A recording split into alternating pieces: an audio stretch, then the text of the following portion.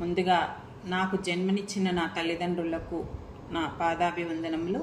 అలాగే ఈ విశ్వానికి ధ్యానాన్ని జ్ఞానాన్ని నేర్పించినటువంటి పత్రిజీ దంపతులకు మరియు నాకు నిరంతరం జ్ఞానం ధ్యానం బోధిస్తున్న తటవర్తి దంపతులకు నా హృదయపూర్వక ఆత్మాభివందనములు. అలాగే జూమ్లో ఉన్న మీ అందరికీ, జూమ్ నిర్వహిస్తున్న సునీతా మోహన్ దంపతులకు నా నమస్కారాలు. ఈరోజు మనం తెలుసుకోబోయే అంశం ఏమిటి అంటే, ఆత్మస్థితులలో మొదటిదైన శైశవాత్మ గురించి వివరంగా తెలుసుకుందాం. ఆత్మస్థితులలో మొదటిదైన శైశవాత్మ గురించి వివరంగా తెలుసుకుందాం. ఆధ్యాత్మిక సాంప్రదాయాల్లో మనిషి చైతన్యాన్ని లేదా ఆత్మ యొక్క పరిణామాన్ని వివిధ స్థితులలో వివరించే పద్ధతులు మనకు కనిపిస్తాయి. వాటిలో శైశవాత్మ ఒక ముఖ్యమైన దశగా చెప్పబడుతుంది. ఇది మామూలుగా మనం శైశవాత్మ అంటే ఏమనుకుంటాం, మామూలుగా పిల్లలు పుట్టిన తర్వాత పసిపిల్లలుగా, బాల్యంగా, యవ్వనంగా ఇది అనుకుంటాం. ఇది వయసుతో సంబంధం ఉన్నది కాదు. మనం మాట్లాడుకునేది ఆధ్యాత్మికంగా శైశవము అన్నమాట. ఆత్మీయ వికాసంలో ప్రారంభ స్థాయిని సూచించే ప్రతీకాత్మక పదం అన్నమాట ఇది.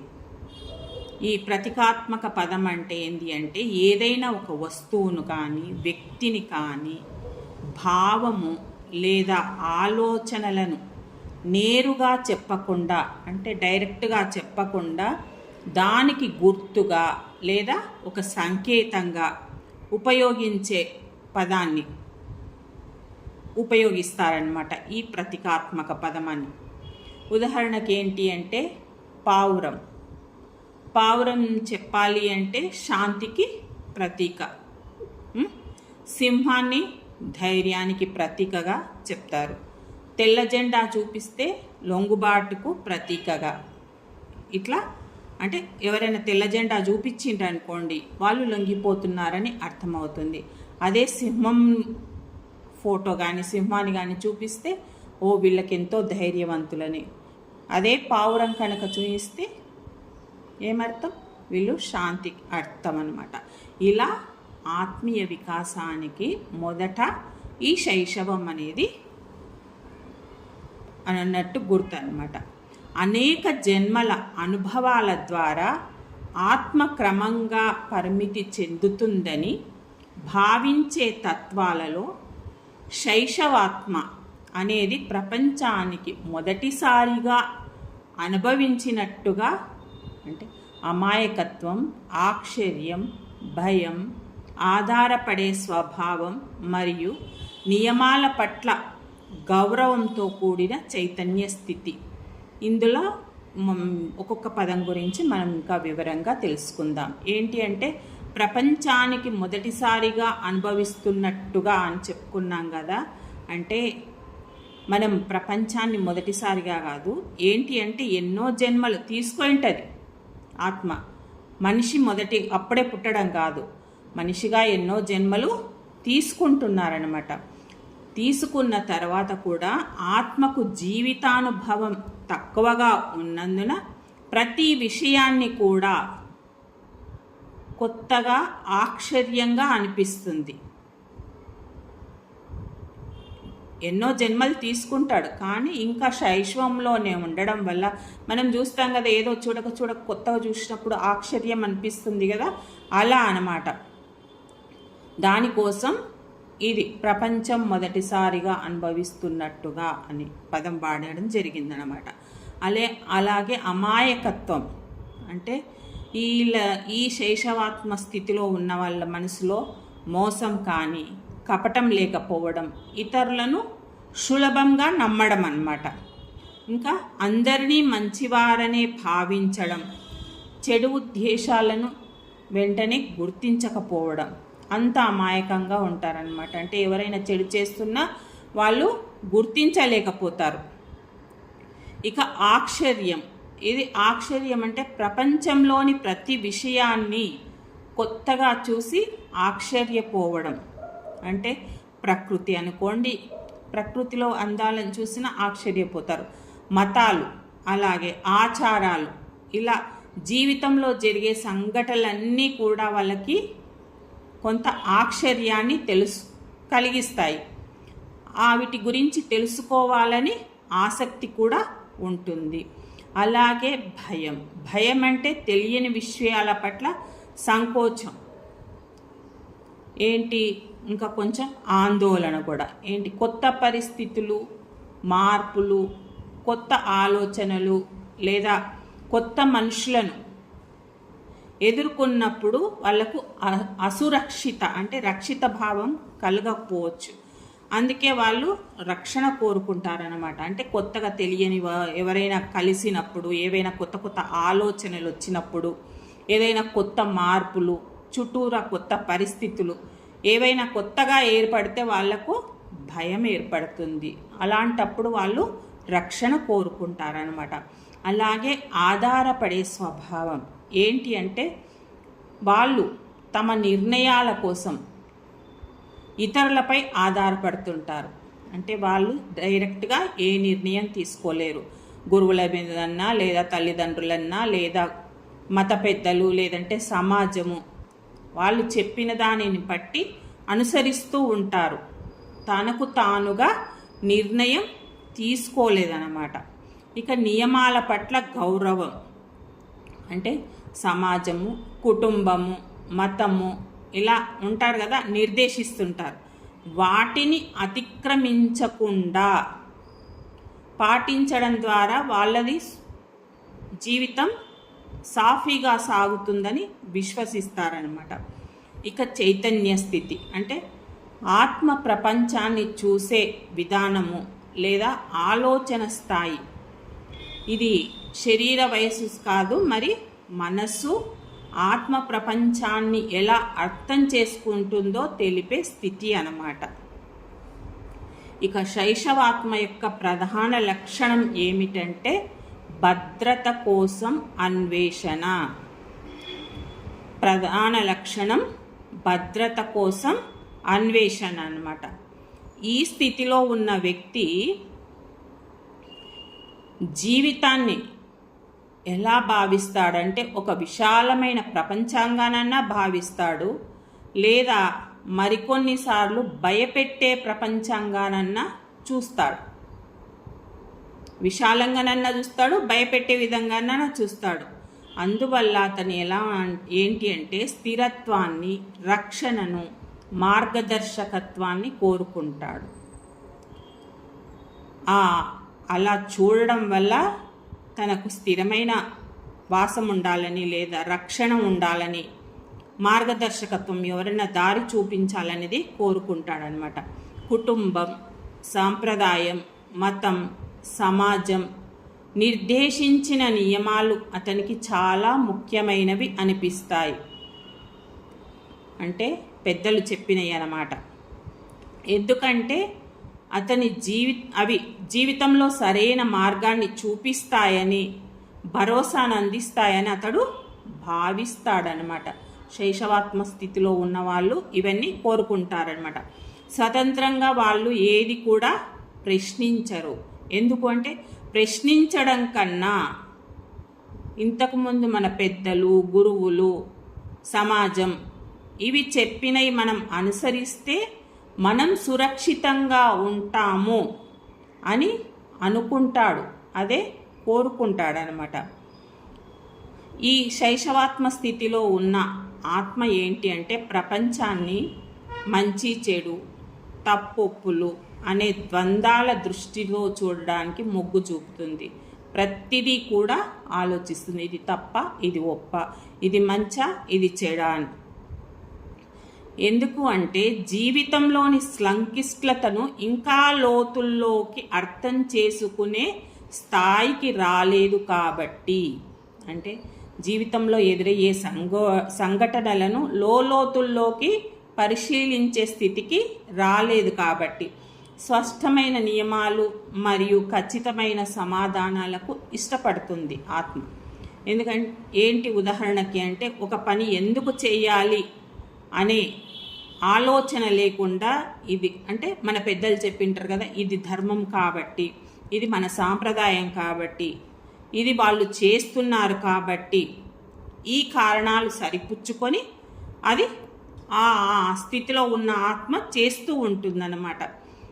ఈ విధానం కొన్నిసార్లు పరిమితంగా కనిపించినప్పటికీ ఆత్మవికాసంలో ఇది అవసరమైన దశగా పరిగణింపబడింది. అంటే మనం ఏమనుకుంటాం, అబ్బాయి వీళ్ళు ఇట్లా ఫాలో అవుతున్నారు, వీళ్ళు ఇంత కూడా తెలుసుకోలేరా అని అనుకుంటాం కదా.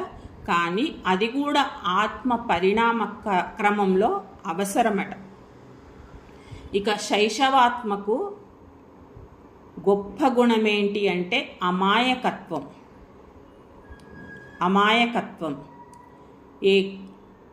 ఇది ఏంటి అంటే ఇతరుల మాటలను సులభంగా నమ్ముతుంది. ఎవ్వరేం చెప్పినా కూడా నమ్మేస్తుంది. ఇంకా హృదయంలో కపటత్వం చాలా తక్కువగా ఉంటుంది. చాలా మామూలుగా అందరికీ కొంచెం స్థాయి పెరిగే కొద్దీ కపటత్వం అనే ఉంటుంది. వీళ్ళు అప్పుడప్పుడే జన్మ తీసుకొని ఉంటారుగా, అంటే శైశవాత్మగా అప్పుడప్పుడే ఉండింటారు కాబట్టి వీళ్ళకి ఏది తెలియదు కాబట్టి ఎలాంటి కపటత్వము ఉండదన్నమాట. ఇంకా సంబంధాలలో నిజాయితీగా ఉండాలని అనుకుంటారన్నమాట. అలా ప్రయత్నిస్తూ ఉంటారు. కానీ ఇదే అమాయకత్వం వల్ల ఏమవుతుందంటే ఇతరుల చేత మోసగింపబడతారు. అంతే కదా, ఎప్పుడైతే అమాయకంగా ఉంటామో ఎదుటి వాళ్ళు మనను మోసగించే ప్రమాదం ఉందన్నమాట. ఇంకా వీళ్ళు ఇతరుల మాటలకు తొందరగా ప్రభావితం అవుతారు. ఎవరేం చెప్పినా నమ్మేస్తుంటారనమాట. అందువల్ల ఈ దశలో ఉన్న వ్యక్తి ఏంటి అంటే జీవిత అనుభవాలను వివేచనను నేర్చుకోవాలి. వివేచన అంటే ఆలోచించి సరియైన నిర్ణయం తీసుకునే స్థితికి రావాలి. ఏ పని చేస్తున్నా, ఈ పని ఎందుకు చేస్తున్నాము, దీనివల్ల వచ్చేదేంటి, ఇది మంచా చెడా, ఇది ఎవరికి లాభం కలిగిస్తుంది, ఇలాంటిదన్నీ ఆలోచించి నిర్ణయాలు తీసుకునే సామర్థ్యం కలగాలన్నమాట. అప్పుడే ఏమవుతుంది, ఏదైతే అనుభవం ద్వారా నేర్చుకుంటామో అది మనకు ఒక పాఠం నేర్పుతుంది. ఆ అనుభవమే మనకు గురువుగా మారుతుందన్నమాట. అంతే కదా, ఏదైనా అనుభవపూర్వకంగా నేర్చుకున్నప్పుడు అది మనకు బాగా జ్ఞాపకం ఉంటుంది. మంచిదైనా సరే, చెడైనా సరే. మంచిది నేర్చుకున్నాం అనుకోండి, ఒకరికి చెప్పగలుగుతాం. ఇది చెడుని నేర్చుకున్నాం అన్నమాట, దీనివల్ల ఇలా చెడిచిపోయింది కాబట్టి ఇది మళ్ళా అవసరం లేదు, ఇలా చేయాల్సిన అవసరం లేదు అని తెలుసుకుంటామన్నమాట. అందుకే అనుభవమే గురువుగా మారుతుందన్నమాట. ఇక మతపరమైన లేదా ఆధ్యాత్మిక విషయాలలో శైశవాత్మ సాధారణంగా భక్తి ఆధారిత దృక్పథం కలిగి ఉంటుంది. అంటే దేవుడు ఒక రక్షకుడు, శిక్షించేవాడు లేదా కాపాడేవాడు అని అనుకుంటుందన్నమాట. పూజలు, ఆచారాలు, ప్రార్థనలు మరియు నియమాలు పాటించడం ద్వారా, అంటే ఇవన్నీ పాటించడం ద్వారా దైవం యొక్క అనుగ్రహం కూడా లభిస్తుందని నమ్ముతుందన్నమాట. ఏంటి, ఈ ఆత్మ దేవుడు రక్షిస్తాడు, ఆయన్ని మనం తప్పులు చేస్తే శిక్షిస్తాడు, మనకు ఆపదలు వచ్చినప్పుడు కాపాడుతాడు. ఇవన్నీ ఎలా కాపాడుతాడు, మనము పూజలు, ఆచారాలు, అంటే కొన్ని ఆచారాలు ఉంటాయి కదా, అవి పాటించడం వల్ల, ప్రార్థనలు చేయడం వల్ల, ఆ నియమాలన్నీ పాటించడం వల్ల ఆ భగవంతుడు మనకు రక్షిస్తాడు అని నమ్ముతారన్నమాట. ఇలాంటి విశ్వాసం ఉండడం వల్ల ఆయనకు ఎంతో మానసిక ధైర్యం వస్తుంది. అంతే కదా, అవన్నీ నమ్మకం. మనకి ఏదైనా ఒక నమ్మకం ఉందనుకోండి, అది ఏదైనా జరగని మంచి జరుగుతుంది అనే నమ్మకంతో, ధైర్యంతో ఉంటామన్నమాట. అయితే తర్వాత ఆత్మస్థితులలో కనిపించే అంతర్ముఖ పరిశీలన, ఆత్మ సాక్షాత్కారం వంటి ప్రశ్నలు ఈ దశలో పూర్తిగా మేల్కొనకపోవచ్చు. అంటే ముందు ముందు వచ్చే స్థితులు ఉన్నాయి కదా, అంటే మనం చెప్పుకుంటున్నాం ఏమని, శైశవాత్మ నుంచి పూర్ణాత్మ స్థితికి చేరుకోవాలని. ఆ స్థితులన్నీ ఇప్పుడు ఏది కలగకపోవచ్చు కానీ ముందు ముందు కలుగుతున్నాయి అన్నమాట. సామాజికంగా చూస్తే అంటే ప్రాపంచికంగా చూస్తే శైశవాత్మకు ఏంటి అంటే సమూహ భావన చాలా ముఖ్యమైంది. సమూహ భావన అంటే అందరితో కలిసి ఉండడం, గుంపుగా ఉండడం అన్నమాట. అంటే కుటుంబంగా కానీ, లేదా ఒక గ్రామంగా, లేదా మత సంఘంగా, లేదా దేశం అంటే ఇలా సమూహాలలోనే ఉండడం ఇష్టపడతాడు. ఎందుకు అంటే భద్రత కోసం. అంటే ఒక్కరం వెళ్తుంటే భయపడుతుంటారు. అదే నలుగురం కలిసి వెళ్తున్నామనుకో, ఏం కాదు, ఎవరొచ్చినా ఎదుర్కోగలుగుతాం. ఓ పాము వచ్చినా, ఓ మనిషి వచ్చినా అలా ఎదుర్కోగలుగుతాం. అందుకని భద్రతగా ఉండాలి అంటే సమూహాన్ని ఇష్టపడతారనమాట.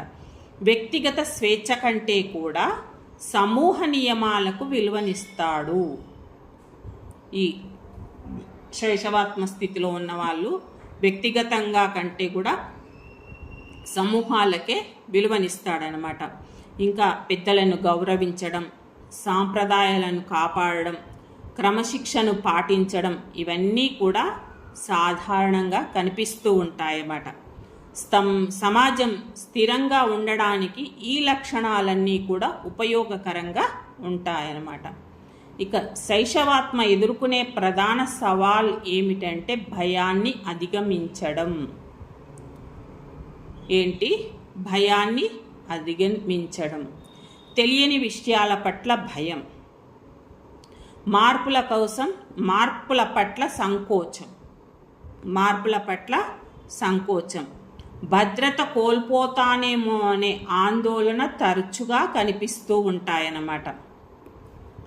వీళ్ళు ఎలా అంటే కొత్త విషయాలు, ఏవైనా తెలియని విషయాలుంటే వాటి పట్ల చాలా భయపడుతుంటారు, ముందడిగేరు ఆ విషయంలో. ఇంకా మార్పు కోసం సంకోచం, ఏదైనా మారాలన్నా భయపడుతుంటారు. మారడం వల్ల ఏమవుతుందో, ఎందుకు, ఉన్నట్టు ఉంటే అయిపోతుంది కదా, ఇలా భద్రత కోల్పోతామేమో అనే భయం కూడా ఉంటుంది. వీళ్ళకు కొత్త ఆలోచనలు వచ్చినా, కొత్త సంస్కృతులు వచ్చినా, లేదు ఇంకా ఎవరైనా ఏదైనా చెప్పినా కూడా అంగీకరించడం చాలా కష్టం, తొందరగా అంగీకరించరు.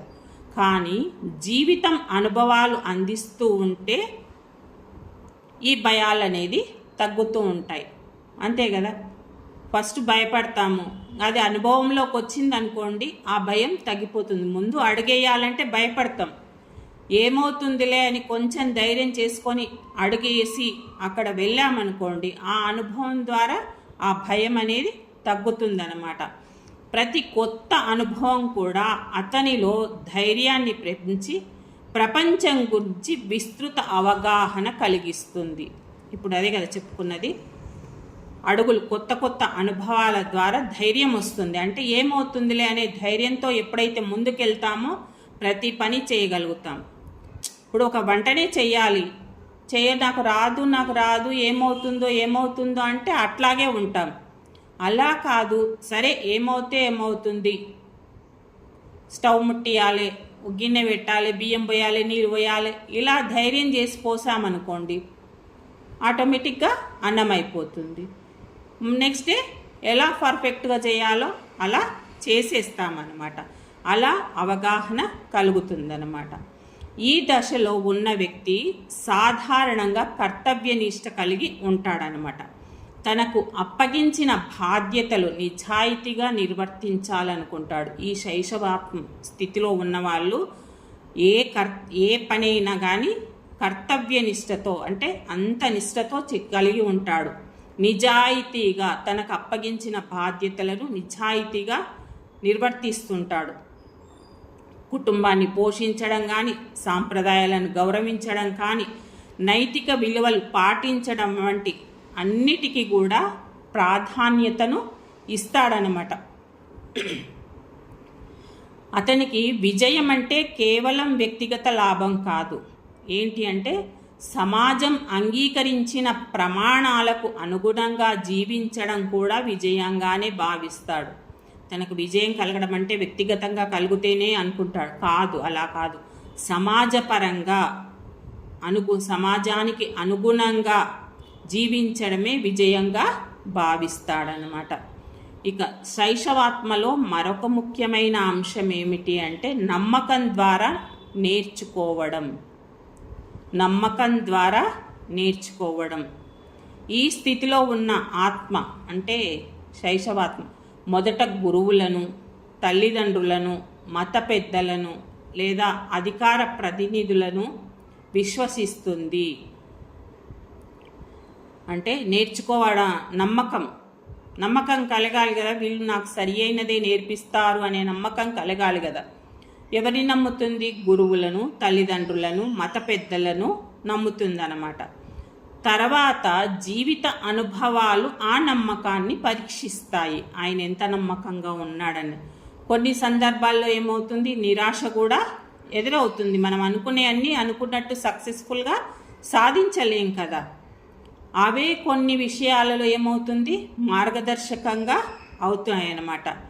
ఈ ప్రక్రియ ద్వారా ఏమవుతుందంటే ఆత్మ బాహ్య ఆధారపడడం నుంచి, అంటే బాహ్యంగా ఆధారపడడం నుంచి అంతర్గత అవగాహనకు, అంటే ఏంటి ఇప్పుడు తల్లిదండ్రుల మీద కానీ, గురువుల మీద కానీ, మత పెద్దల మీద కానీ, తోటి ఫ్రెండ్స్ మీద కానీ ఇలా ఒకరి మీద ఆధారపడడం జీవిస్తుంటుంది. మొదట ఎప్పుడైతే అవగాహన అంటే తనలోని అన్ని ఒక్కొక్కటి నేర్చుకుంటుందో అప్పుడు తనకు తానుగా ఆలోచించి, అంటే అలా చేయడం వల్ల ఇలా అయ్యింది, ఇప్పుడు నేనేం చేయాలి అని ఆలోచించి మెల్లగా అంతర్గతం వైపు ప్రయాణించడం మొదలు పెడతాడనమాట.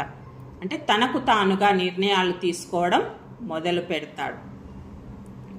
ఆధ్యాత్మిక దృష్టిలో శైశవాత్మను తక్కువగా చూడకూడదు. అంటే పసిపిల్లవాడిని తక్కువగా చూస్తారు కదా, అలా చూడకూడదు అని. ఏంటి అంటే ప్రతి మహావృక్షము వెనక ఏముంటుంది, ఒక చిన్న విత్తనమే కదా. ఒక చిన్న విత్తనం నుంచే అంత పెద్ద మహావృక్షం అవుతుంది. అంటే చిన్న పిల్లవాడు పుట్టితేనే వృద్ధాప్య స్థితికి వస్తాడు మానవుడు. అలాగే శైశవాత్మ నుంచి ఎదుగుతూ పూర్ణాత్మ స్థితికి వస్తాడు. కాబట్టి మనం తక్కువ స్థాయి చూడకూడదు. అంటే ప్రతి పరిపక్వ ఆత్మ కూడా ఎప్పుడో ఒకప్పుడు ఈ దశ నుండే మొదలవుతుంది, అంతే కదా. చిన్న విత్తనం నుంచే మహావృక్షంగా మారుతుంది. మొట్టమొదటనే ఏది వృక్షంగా కాదు. ఎవరు కూడా పుట్టిందాడే పూర్ణాత్మ స్థితికి చేరుకోరు. ఎప్పుడైతే పూర్ణాత్మ నుంచి అంశాత్మగా వచ్చిందో ఆ అంశాత్మ ఎంబడే పూర్ణాత్మ కాదు, ఇవన్నీ ఎదుర్కొన్నప్పుడే పూర్ణాత్మగా మారుతుందన్నమాట. కాబట్టి శైశవాత్మను మనం తక్కువగా అంచనా వేయకూడదు. ఏంటి ఇది పరిణామయాత్రలో సహజమైన ప్రారంభ దశగా మనం భావించాలి. అంటే మెల్లిమెల్లిగా ఎదగడానికి, అడుగులు వేయడానికి ప్రారంభం అయ్యే దశ అనమాట. ఇందులో నేర్చుకునే పాఠాలు ఎంతో విలువైనవి, అంతే కదా. ఇప్పుడు చిన్నపిల్లవాళ్ళు అడుగులు నడవడం పెద్దగైనాక నడుస్తాడు. మొదట అడుగులు వేయడం నేర్చుకోవడమే చాలా ముఖ్యమైనదన్నమాట. ఇంకా విశ్వాసము, వినయము, విధేయత, క్రమశిక్షణ, నైతికత వంటి మూల గుణాలు ఇక్కడే బలపడతాయి. చిన్నపిల్లగాడు నడకలు వేయడానికి కాళ్ళు ఎట్లా గట్టి పడతాయో ఈ స్థితిలోనే మనలో వినయం కానీ, విశ్వాసం కానీ, విధేయత కానీ, క్రమశిక్షణ ఇవన్నీ కూడా బలపడతాయన్నమాట. అంటే మనం మొట్టమొదట పాఠశాలలో చేరినప్పుడు ఆలు ఏబిసిడీలు నేర్చుకుంటాం కదా. నేర్చుకున్నాక పెద్దగా అయిన తర్వాత పెద్ద పెద్ద ఉద్యోగాలు చేస్తాం. ఉద్యోగాలు వ్యాపారస్తులు ఇలా ఎవరికి ఏది అన్ని వీలుంటే అది చేస్తారు. అవన్నీ పొందినాము, మాకు ఇప్పుడు ఆ చిన్నప్పుడు నేర్చుకున్న వాళ్ళు మాకు అవసరం లేదు అని అంటామా? అవి ఉండడం వల్లే మనం ఈ స్థాయికి వచ్చాం. అలాగే శైశవాత్మలో నేర్చుకోవలసినవన్నీ నేర్చుకున్నప్పుడే ఈ పూర్ణాత్మ స్థితికి మనం ఎదగగలుగుతాం అన్నమాట. జీవితం ముందుకు సాగుతున్న కొద్దీ శైశవాత్మ స్థితిలో అనేక ప్రశ్నలు ఎదుర్కోవడం జరుగుతుందన్నమాట. ఏంటి అంటే, నేను ఎందుకు ఇలా నమ్ముతున్నాను? ఏదైనా క్వశ్చన్ వచ్చి ఏదైనా చెప్పినా, ఎవరైనా ఏమైనా చెప్పినప్పుడు అసలు సత్యం అంటే ఏమిటి, వేరే దృక్పథాలు ఎందుకున్నాయి, ఇలాంటి ప్రశ్నలన్నీ మెల్లమెల్లగా అతడిలో మేల్కోవడం జరుగుతుందన్నమాట. ఈ ప్రశ్నలన్నిటికీ సమాధానం ఏంటి అంటే తదుపరి వికాస దశల వైపు నడిపిస్తాయి. ఈ ప్రశ్నలన్నీ రావడం వల్ల శైశవాత్మ నుంచి ఇంకా ముందుకు ఎదగడానికి మనని ప్రోత్సహిస్తాయన్నమాట. అప్పుడు వ్యక్తి కేవలం నియమాలను అనుసరించే స్థితి నుంచి వాటి వెనుక ఉన్న అర్థాన్ని అన్వేషించే స్థితికి ఎదుగుతాడు. ఎప్పుడైతే ఆ క్వశ్చన్స్ అన్నీ వస్తాయో, మనకు వస్తున్నాయి కదా ఎన్నో, ఈ ఆధ్యాత్మిక మార్గంలోకి వచ్చిన తర్వాత ఎన్నో ప్రశ్నలు మనకు ఉద్భవిస్తున్నాయి. వాటి గురించి కొంచెం మనం ఆలోచించడం వల్ల ఇంకా ముందుకు వెళ్తున్నాం అన్నమాట. మనం చివరిగా చెప్పుకోవాల్సింది ఏంటి అంటే, శైశవాత్మ అనేది విశ్వాసము, అమాయకత్వము, భద్రత కోసం అన్వేషణ మరియు క్రమశిక్షణతో కూడిన ఆత్మీయ స్థితి, ఇవన్నీ ఉంటాయన్నమాట శైశవాత్మ స్థితిలో. ఇది ఆధ్యాత్మిక ప్రయాణానికి పునాది వేసే దశ. ఈ దశలో ఆత్మ ప్రపంచాన్ని తెలుసుకుంటుంది, నియమాలను నేర్చుకుంటుంది, సంబంధాలను నిర్మిస్తుంది, నైతిక విలువలను గ్రహిస్తుంది, అనుభవాల ద్వారా భయాన్ని కూడా అధిగమించి విశాలమైన అవగాహన వైపు అడుగులు వేస్తుంది అన్నమాట. అంటే ఈ ఆధ్యాత్మిక ప్రయాణంలో మెల్లిమెల్లిగా పయనించాలి అంటే మొదట ఈ శైశవాత్మ నుంచే స్టార్ట్ అవుతుంది. అప్పుడు ఈ ప్రపంచం గురించి మొత్తం తెలుసుకుంటుంది, ఈ ఆధ్యాత్మిక మార్గంలో నియమాలను నేర్చుకుంటుంది, సంబంధాలను మెరుగుపరుచుకుంటుంది అన్నమాట.